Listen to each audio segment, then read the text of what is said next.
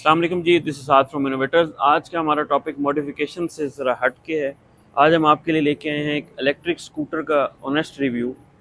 ये bike याडे company की है और इसका जो मॉडल है वो E8S Pro है और ये हमने बाय की थी 2023 में, 1 दिसंबर 2023 में। और ये अब तक 32,000 किलोमीटर चल गई है, जो कि मेरी इन्फॉर्मेशन के मुताबिक अभी तक किसी ने इतनी ये बाइक पाकिस्तान में नहीं चलाई। तो इसका रिव्यू में मैं आपको ये बताऊंगा कि बहुत सारी मिसकंसेप्शन है। बहुत सारे लोग ये कहते हैं कि जी ये जब मैंने लिया था तब लोग कहते थे ये क्या खिलौना ले लिया आपने, ये आप कमर्शियली यूज़ नहीं कर सकते, आपके लड़के इसको तोड़ देंगे, ये कर देंगे, वो कर देंगे। तो ऐसा कुछ भी नहीं हुआ। और 32,000 किलोमीटर में जो इसकी मेरी मेंटेनेंस कॉस्ट आई है वो 4 दफ़ा सर्विस, जो इसकी टर्मिनल्स वगैरह क्लीनिंग या क्लीनिंग जो होती है, नॉर्मल हम उसको ट्यूनिंग कह लें चलें, बैटरीज को चेक करना या टर्मिनल्स को साफ़ करना, 4 दफ़ा वो आई है, जिसकी एक दफ़ा की चार्जेस हैं 1000 और 2 दफ़ा मैंने इसके टायर, वो भी पीछे वाला जो है वो चेंज किया।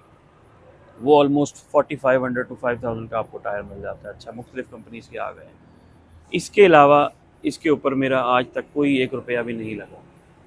यहाँ भी सोलर है, जहाँ शॉप पे अगर कहीं ज़रूरत पड़ जाए, और घर पे भी सोलर है, वहाँ पे भी इसी तरह, मतलब कोई इसके चार्जेस हम काउंट नहीं कर सकते, माइनस में ही होता है बिल। अच्छा, सेकंड नंबर पे इसकी आपको अगर मैं स्पीड की बात करूँ तो इसकी स्पीड जो मोड 2 है उसके ऊपर 65 और मोड 1 पे 45, ये इसकी स्पीड है। कंपनी 70 क्लेम करती है लेकिन 65 तक मैक्सिमम जाती है। अगर 2 बंदे बैठे हों तो शायद ये 60 के अंदर अंदर रहती है मोड 2 पे। उसके अलावा अगर हम बात करें इसकी रेंज की, तो रेंज जब हमने ये परचेज़ की थी उस टाइम हमें इन्होंने, कंपनी वालों ने, तो ये 120 किलोमीटर करती है, लेकिन उस टाइम भी ये 100 करती थी आराम से। अगर इसको 1 पे रख के या 2 पे भी रख के, रेड जैसे आरपीएम का हमारा एक गेज होती है, इसी तरह आपको मैं मीटर में इसकी एक चीज़ चेक करवाता हूँ। अच्छा, इसमें जब हम एक्सेलरेट करेंगे तो जैसे हमारा गाड़ियों में आरपीएम होता है, इसी तरह ये ऊपर बार्स आपको नज़र आ रहे होंगे। अभी ये वेट नहीं है इसके ऊपर, इसलिए शो नहीं करेगा। ये इसका रीजनरेटिव मोड है, अगर आप एक्सेलरेटर छोड़ते हैं तो ये ग्रीन हो जाता है। इसी तरह ये यहाँ पर रेड होता है। अगर आप उसको रेड ना होने दें और तरीके से चलाएँ तो ये 100 किलोमीटर चलती है।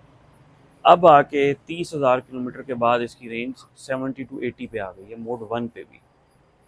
लेकिन इसके साथ ही अगर हम मुल्तान वाली जो इनकी ब्रांच है मेट्रो वालों की, वो ये क्लेम करते हैं कि जी हमारे पास 6,000 5,000 किलोमीटर बाइक चली हुई स्कूटर्स आई हैं जिनकी बैटरीज जो है वो फूल गई हैं और हमने उन्हें क्लेम करके दिया। हमारी वाहिद स्कूटी है जो चल भी बहुत ज़्यादा गई है, जिसकी बैटरीज भी बहुत इस टाइम भी फ्रेश पड़ी। कॉस्ट की अगर आप बात करें तो मैंने ये 3,60,000 का लिया था, उसके बाद 3,30 पे उन्होंने प्राइस कर दी। साथ ही याडिया ब्रांड खुद आ गया, उनके शोरूम्स बन गए, उन्होंने ईपॉक के नाम से, जो इसका E10 है बेसिकली, उसको यहाँ पे E8 ईपॉक के नाम से लॉन्च किया, वो 3.5 लाख की है, तो उन्होंने इसकी प्राइस 3,30 कर दी। अगर हम 3,30 के हिसाब से भी बात करें और 32,000 किलोमीटर्स पे हम एक CD70 को रखें, उसका पेट्रोल और उसकी मेंटेनेंस 2 लाख प्लस बनती है। आप कैलकुलेट करें, अगर एक टैंक में वो 400-450 किलोमीटर भी चले और आपने ऑयल भी चेंज कराना है, बाकी जो चेन सेट होता है वो और चीज़ें भी आपको उसकी रिक्वायर्ड होती हैं। इसमें जो चेंज हुआ है वो डिस्क पैड हुआ है, जो बिल्कुल में 1000 रुपये के अंदर अंदर है, और टायर चेंज हुआ है।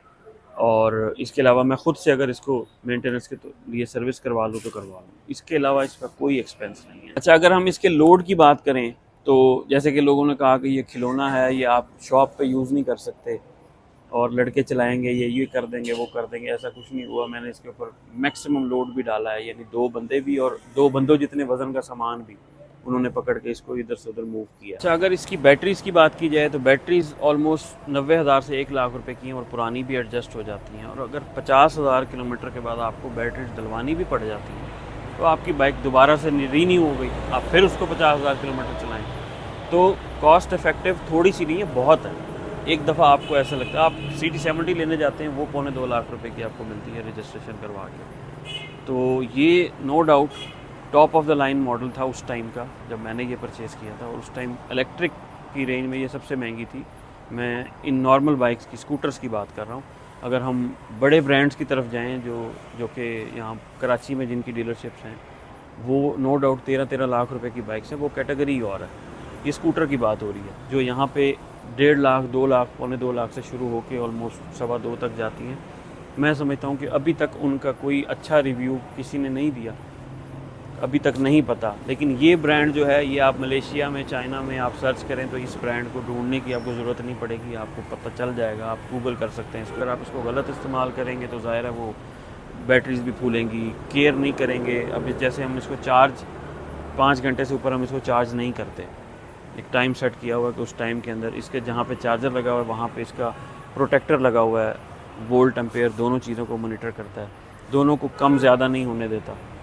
अगर कम होगा तो वो डिवाइस इसको ऑफ़ कर देगी, अगर ज़्यादा होगा तब भी ऑफ़ कर देगी। तो ये छोटी छोटी चीज़ें होती हैं, इनसे आप बहुत सारी सेविंग कर सकते हैं। मेरा मकसद उस टाइम सेविंग भी था, लेकिन एक नई चीज़ थी तो मैं उसको टेस्ट करना चाह रहा था। लेकिन मैं तो बहुत सेटिस्फाइड हूँ। मैं नहीं चलाता, लड़के ही चलाते हैं ऑब्वियसली, लेकिन इस्तेमाल ही डेली का 70-80 किलोमीटर 90 किलोमीटर हमारा है।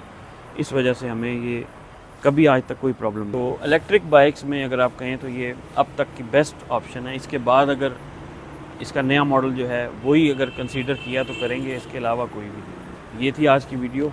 तो हमारा चैनल जो है वो सब्सक्राइब करें, लाइक करें, शेयर करें। Thank you so much.